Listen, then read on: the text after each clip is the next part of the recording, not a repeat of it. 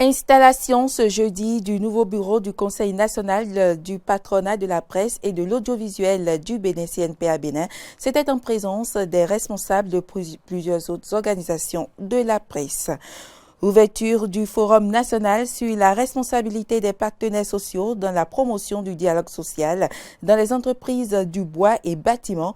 Nous reviendrons sur les images de la cérémonie d'ouverture des travaux. Et puis, lancement du projet d'extension géographique des actions phares du programme d'appui au secteur de la gouvernance locale ASGOL 3 dans ces communes du Bénin. C'était ce 12 septembre 2019.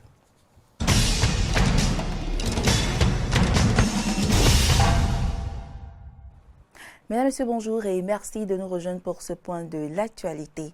Cérémonie d'investiture ce jeudi 12 septembre 2019 du nouveau bureau directeur 6e mandature du Conseil national du patronat de la presse et de l'audiovisuel du Bénin, CNPA Bénin. La cérémonie s'est déroulée à la Maison des médias Thomas Meillanson en présence des responsables d'organisations fêtières de la presse, des conseillers de la haute autorité de l'audiovisuel et de la communication, des confrères journalistes. Cano François Directeur et Damien Pedro étaient également de la partie. Suivez leur compte rendu. C'est à la faveur d'une cérémonie officielle d'investiture que les membres de la 6e mandature du Conseil national du patronat de la presse et de l'audiovisuel CNPA Bénin ont été installés. Franck Okpotieme, conseiller à la RAC et représentant du président de l'institution, a non seulement félicité les membres du nouveau bureau du CNPA Bénin, mais aussi leur assuré de la disponibilité de la RAC à collaborer avec eux afin d'ouvrir certains chantiers visant à valoriser le milieu médiatique béninois. Le président me charge de vous dire toutes ces félicitations. Félicitations d'abord pour avoir respecter les tests que vous êtes librement donnés au niveau du CNPA et vous rassurer que toute sa disponibilité pour recevoir le nouveau bureau, dès que vous allez en manifester le désir, pour que la HAC et le CNPA, la HAC et les associations des médias, que nous puissions très rapidement ouvrir ensemble les chantiers communs que nous avons. Pour le président du CNPA Bénin, Évariste Rodonou, l'ensemble du bureau installé est en mission pour la presse béninoise dans l'objectif de la faire sortir de la précarité qui la caractérise. Je me considère comme en mission pour le patronat de la presse béninoise, en mission pour, avec l'ensemble de mon bureau, relever les grands défis de l'heure. Comme je l'annonçais au thème de l'Assemblée générale élective qui m'a porté à la tête du CNPA Bénin, ma priorité est celle de sortir la presse béninoise de la précarité qui la caractérise. Conscient de la lourde responsabilité qui est ainsi confiée à ce nouveau bureau du CNPA Bénin, Édouard Loko, ancien patron de presse, leur souhaite beaucoup d'abnégation. Et le diagnostic que le président élu vient de faire est un diagnostic juste. Mais aurez-vous le courage d'appliquer, de prendre les remèdes? Je vous souhaite beaucoup de courage. Créé en 2004, par quelques patrons de presse, les destinées du Conseil national du patronat de la presse et de l'audiovisuel pour les 3 prochaines années seront dirigées par ce nouveau bureau composé de 19 membres dont les actions immédiates sont attendues pour un changement hélico des conditions de vie et de travail des confrères journalistes. Le Forum national organisé par la COSI Bénin et la CGTB a démarré ce jeudi. Il porte sur le rôle et la responsabilité des partenaires sociaux dans la promotion du dialogue social et des négociations dans les entreprises nationales et multinationales du bois et des bâtiments. Reportage. Rôle et responsabilité des partenaires sociaux dans la promotion du dialogue social et des négociations dans les entreprises nationales du bois et bâtiments. C'est le thème du présent forum national qui a démarré ce 12 septembre 2019 à la Bourse du Travail en présence des entreprises des secteurs du bois et bâtiment. Une initiative de 2 centrales syndicales, la COSI Bénin et la CGTB, appuyée par des organisations internationales dont la CSCBE de Belgique, la CFDT de France, la CNV VAC Mécène et CNV International des Pays-Bas. Ce forum répond à 2 impératifs. Celui de constituer un réseau de dialogue entre les acteurs du secteur bois et bâtiment et celui aussi de renforcer nos capacités à dialoguer avec nos employeurs afin de protéger nos emplois dans ce secteur. Il s'agira plus concrètement de sensibiliser, conscientiser les partenaires sociaux sur leur rôle et responsabilités afin que les négociations collectives et le dialogue social soient une réalité dans ces entreprises. Contribuer au renforcement de la pratique du dialogue social et des négociations collectives dans ces entreprises bois et bâtiments et contribuer à l'amélioration des relations professionnelles entre travailleurs et employeurs dans nos entreprises du bois et bâtiments au Bénin. Quant aux représentants de la ministre du Travail et de la Fonction publique, il a salué l'initiative et exprimé la disponibilité du gouvernement de Patrice Talon à soutenir les partenaires sociaux. Le gouvernement ne ménagera aucun effort pour accompagner les partenaires sociaux à travers les organes tripartites en pleine évolution chez nous. Aussi, la responsabilité sociétale devient-elle un axe central qui fédère les initiatives du gouvernement et celles des responsables syndicaux à divers niveaux.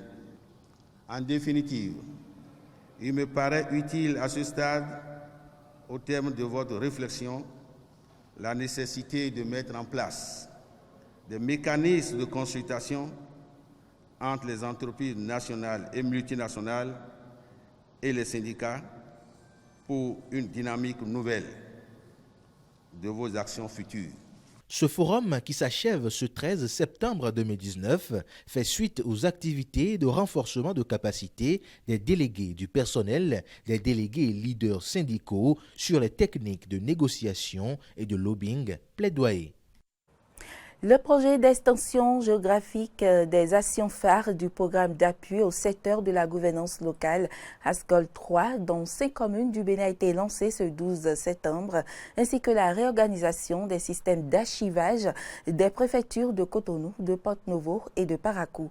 Il s'agit d'une initiative de la coopération suisse soutenue par le gouvernement béninois. C'est un reportage de Hayat Foé et Denis Marouya. Nul n'ignore en effet que une administration qui ne dispose pas d'archives dignes de ce nom est une administration qui ne peut pas progresser. C'est une administration qui ne peut pas être performante. Et les archives, on peut le dire, constituent le talon d'Achille de l'administration béninoise. C'est suite à ce triste constat fait par la coopération suisse au Bénin, reconnu par l'administration publique, que 5 communes et 3 préfectures sont choisies pour expérimenter de façon particulière la 3e phase du programme d'appui au secteur de la gouvernance locale ASGOL 3. Sa particularité, en effet, se justifie par le fait qu'elle vient répondre à un besoin longtemps exprimé par le ministère pour permettre à d'autres communes béninoises de bénéficier de l'appui. À partir d'aujourd'hui, les communes de Pomassé, Toribosito, Apro-Misérité, Bonou et Semekodi bénéficiaient des expériences réussies des actions phares du programme d'appui au secteur de la décentralisation et de la gouvernance locale, phase 3, ASGOL 3, un processus qui marque la volonté de la coopération suisse à consolider les acquis de ces programmes en cours d'exécution pour maximiser leurs effets sur le quotidien des citoyens de nos communes. Par ailleurs, l'état des lieux de la situation des archives dans les 12 départements du Bénin et dans les 14 communes du Borgou et de la Liborie a révélé les insuffisances graves auxquelles il convient de trouver des solutions rapides et urgentes. Pour Valérie Litti, directrice de la coopération suisse au Bénin, le programme vise à améliorer de façon significative la qualité des prestations fournies aux populations. Ces communes bénéficieront d'un renforcement à différents niveaux.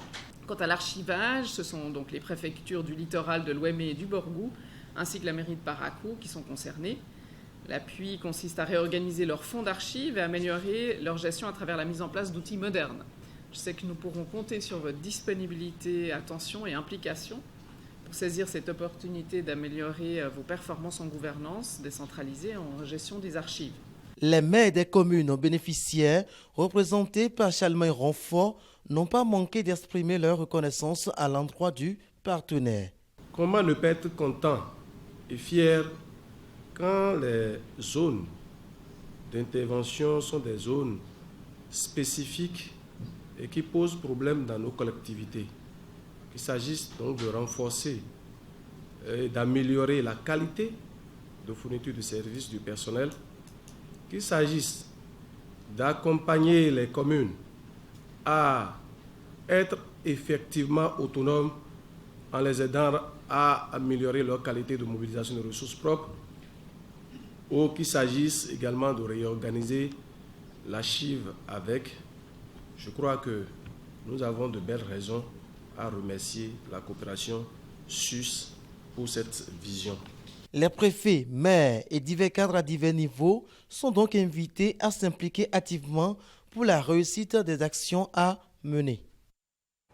Démarrage ce jeudi au ministère de la Santé de la revue annuelle conjointe de performance pour le compte de l'année 2018. La revue a été lancée par le ministre de la Santé en personne, Benjamin Mpati, en présence des partenaires techniques et financiers. Corneille Aïssé, Dami Pedro.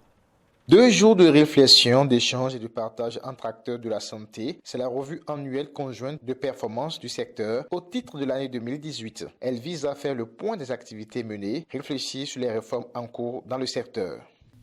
Et il s'agira concrètement, entre autres, pour nous d'apprécier le point de la mise en œuvre des recommandations de la dernière revue de performance du secteur, la performance globale du secteur au titre de l'année 2018, le point de mise en œuvre des réformes en cours, y compris le démarrage de la phase pilote du volet assurance maladie du projet ARCHE, les décès maternels et néonataux en ce qui concerne leur ampleur, les défis et les perspectives, en nous appuyant sur le cas des hôpitaux publics du département de l'Ouémé, l'état des lieux et les perspectives du partenariat public-privé. La rencontre a réuni les cadres du secteur, les directeurs techniques des centraux et les partenaires techniques et financiers. Le représentant de ces partenaires félicite les acteurs à divers niveaux pour le travail accompli et les encourage à poursuivre l'œuvre pour l'assainissement du secteur. C'est le moment de se féliciter pour un travail bien fait. Et c'est aussi le moment de sortir des sentiers battus pour atteindre de meilleurs résultats encore. C'est le moment de l'introspection. Et j'espère que les discussions aujourd'hui et demain vont se concentrer sur l'identification de solutions plutôt que sur des excuses. On doit oser pouvoir accomplir ce que nous pensions impossible auparavant. Cette rencontre, qui prend fin vendredi 13 septembre 2019, a été un creuset de formulation d'actions et de recommandations en vue du développement du secteur de la santé au Bénin. Le Bénin a commémoré ce mardi 10 septembre 2019 la 54e édition de la journée de l'alphabétisation. L'événement a eu pour cadre le centre de promotion sociale d'Aplaroui dans le département du Koufou. Voici le point des manifestations avec Jonas Bouti.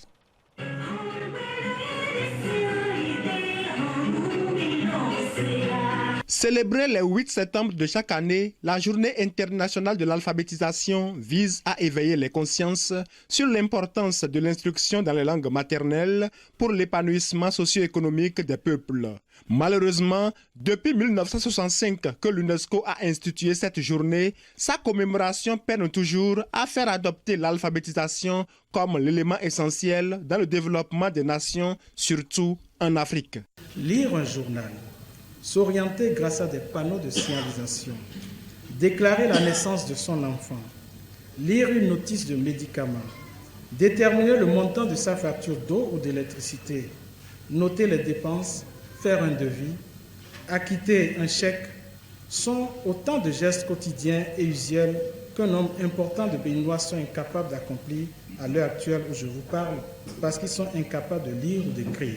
Autant de choses qui amènent le préfet du Koufo et la directrice résidente de la coopération suisse au Bénin à faire de cette 54e édition de la Journée internationale de l'alphabétisation une occasion de plaidoirie pour l'instruction dans les langues maternelles. La célébration de la Journée internationale de l'alphabétisation 2019 est un moment de plaidoyer que nous devrions saisir pour réveiller l'attention de toutes et tous, et surtout des décideurs à différents niveaux, pour un meilleur financement de l'alphabétisation en langue nationale comme un outil puissant de développement. Et comme vous le savez, beaucoup de syndicats d'enseignants, beaucoup de personnalités crient tous les jours pour dire qu'il faut mettre l'accent sur l'alphabétisation. Et je suis sûr que vous saurez trouver les moyens pour faire en sorte que l'alphabétisation soit les choses les mieux partagées. D'après Kakpo Maounion, ministre de l'enseignement secondaire, le gouvernement du président Patrice Talon prend désormais la mesure des choses et opte pour une gestion décentralisée de l'alphabétisation. La célébration de cette journée internationale de l'alphabétisation sera marquée par la présentation de nos activités portant sur la gestion décentralisée de l'alphabétisation. Cette activité, qui est organisée sur une quinzaine, se déroulera jusqu'au 21 septembre et permettra d'informer davantage les populations sur les actions, les activités qui sont menées afin que l'alphabétisation puisse advenir. L'analphabétisme touche beaucoup plus les femmes, surtout celles des milieux ruraux, et c'est la raison pour laquelle la gente féminine s'est donné la voix à cette 54e édition de la Journée internationale de l'alphabétisation pour exhorter les gouvernants à mieux s'investir dans l'alphabétisation qui constitue une seconde chance pour ceux qui n'ont pas pu s'inscrire à leur bas âge. La direction départementale du tourisme, de la culture et des sports du Mono a organisé ce mercredi 11 septembre 2019 le festival départemental du sport féminin à Lokossa. Une initiative qui a permis aux jeunes filles du Mono de révéler au grand public le talent sportif. On retrouve Jonas Bouchi. Éduquer à travers des distractions sportives, aider les adolescentes à éclore leur talent sportif, impliquer davantage les jeunes filles du Mono dans la promotion du sport féminin, la présente édition du Festival du sport féminin dans le Mono s'inscrit dans une logique pluridimensionnelle dont la seule finalité est de mieux révéler les valeurs du sport féminin au Bénin. Et puisqu'on ne peut donner de bonnes performances sportives sans une bonne santé, le directeur départemental des sports du Mono a fait de la santé le cachet spécial de ce festival du sport féminin à Lokossa. L'édition du sport féminin dans le département aujourd'hui est une édition spéciale. Elle est spéciale parce qu'elle arrive à allier et sport et sensibilisation. Vous avez eu droit tout à l'heure à une sensibilisation sur différents thèmes liés à votre sexualité. Et il a fallu que vous soyez en bonne santé. Il a fallu que vous ayez les bons comportements pour maintenir le rythme, pour garder tout ce talent qui est en vous, le travailler et le faire prospérer. Le secrétaire général du département du Mono a fait savoir aux 160 athlètes venus des 6 communes du Mono que l'occasion leur est désormais offerte pour la pleine éclosion de leur talent sportif. La cérémonie de ce jour est l'occasion de jeter un coup de projecteur sur les qualités sportives des filles de notre département. Les filles sont capables de relever de grands défis sportifs à condition que les conditions favorables à l'éclosion des immenses talents qui somnolent en elle soient créées. Pour que l'adversité ne l'emporte sur les bons réflexes recherchés chez ces joueuses, leur représentante a juré faire du fair play leur règle d'or durant les différentes compétitions. Nous, athlètes du mono, jurons de respecter les règles du jeu dans la loyauté et le fair play. La remise de médailles aux équipes championnes a été aussi festive que l'ambiance qui a prévalu sur les diverses aires de jeu durant tout ce festival du sport féminin à Lokossa. L'actualité hors du Bénin, face à face, président israélien et Vladimir Poutine hier soir en Russie. Au cœur des discussions, la situation en Russie. Reportage. Benyamin Netanyahou et Vladimir Poutine ont échangé pendant près de 3 heures pour cette rencontre qui a eu lieu ici, dans la résidence présidentielle de Sotchi. Il s'agissait de la 13e rencontre entre Vladimir Poutine et Benyamin Netanyahou depuis septembre 2015, ce qui fait du président russe le dirigeant que le Premier ministre israélien a le plus rencontré sur cette période. Alors les journalistes ont été autorisés à assister aux 10 premières minutes de cet entretien. Les deux hommes se sont montrés très souriants et ont vanté les bonnes relations entre leurs deux pays, des liens qui ont permis d'éviter les frictions entre les deux armées en Syrie, a par exemple expliqué Benyamin Netanyahou. Alors, à l'issue de cette réunion, le ministre russe des Affaires étrangères Sergueï Lavrov s'est exprimé. Je vous propose d'écouter donc Sergueï Lavrov sur la position commune des deux pays sur des sujets internationaux. Sur le plan international, nous avons beaucoup discuté de la situation au Proche-Orient et de l'Afrique, bien entendu de la résolution de la crise syrienne. Israël nous a fait part de ses préoccupations quant à sa sécurité vis-à-vis des menaces qui se présentent de la région.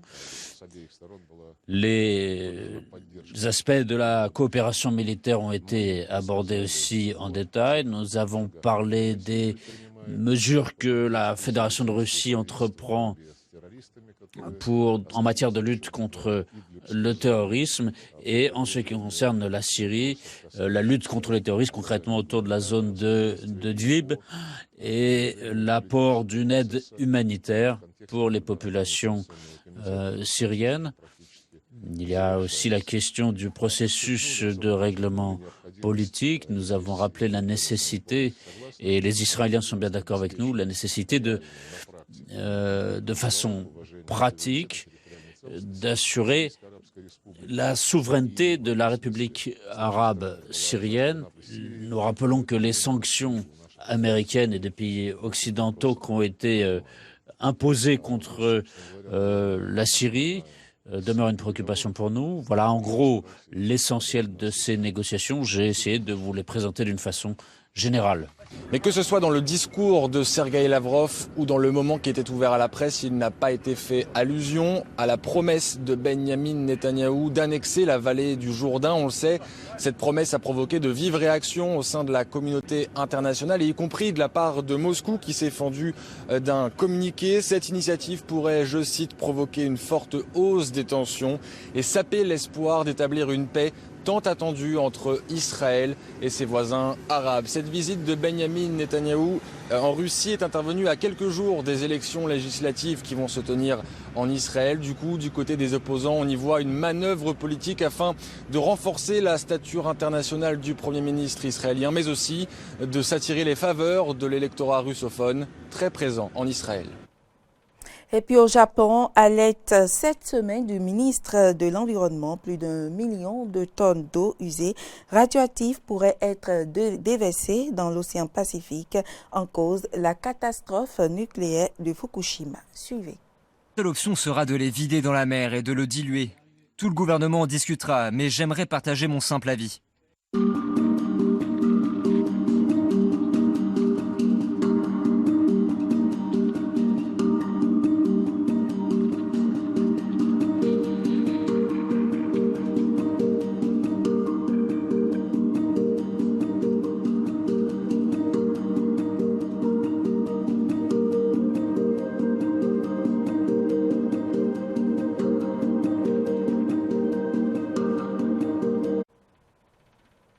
Mesdames, Messieurs, ce sera tout pour cette édition. Merci pour l'attention et à bientôt.